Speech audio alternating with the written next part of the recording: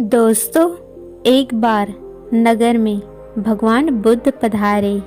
उस नगर का मंत्री बहुत ही नेक, ईमानदार और विनम्र था। उसने अपने राजा से कहा, महाराज, हमारे नगर में भगवान बुद्ध स्वयं पधारे हैं। ऐसे में उनका स्वागत करने स्वयं जाना चाहिए।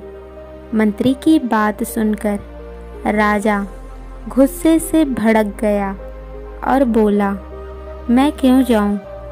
बुद्ध एक भिक्षु है, उन्हें आना होगा तो स्वयं महल में मुझसे मिलने आएंगे।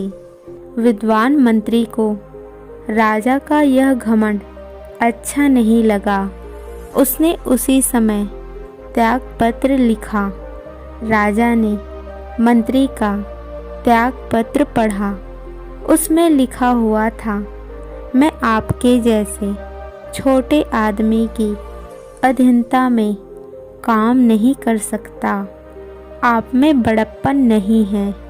राजा त्याग पत्र पढ़कर मंत्री के पास गया और बोला, मंत्री, लगता है कि तुमने यह त्याग पत्र गलत फहमी में लिखा है। मैं बड़प्पन के कारण ही तो बुद्ध के स्वागत के लिए नहीं जा रहा हूँ। राजा की बात सुनकर मंत्री बोला, राजन, अकड़ और घमंड बड़प्पन ही है। आप शायद भूल रहे हैं कि भगवान बुद्ध भी कभी महान सम्राट थे।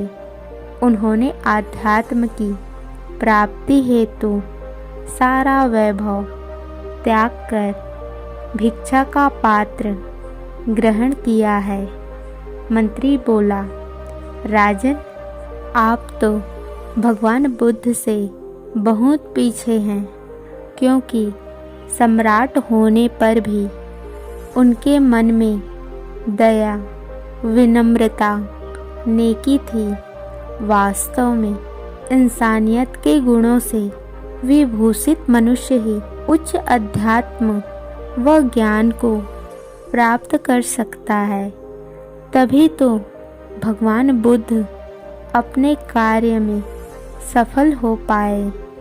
मंत्री की बात सुनकर राजा का घमंड चूर चूर हो गया और वह उसी समय मंत्री के साथ भगवान बुद्ध का स्वागत करने के लिए गया और उनके चरणों में गिरकर उनसे दीक्षा देने का अनुरोध किया।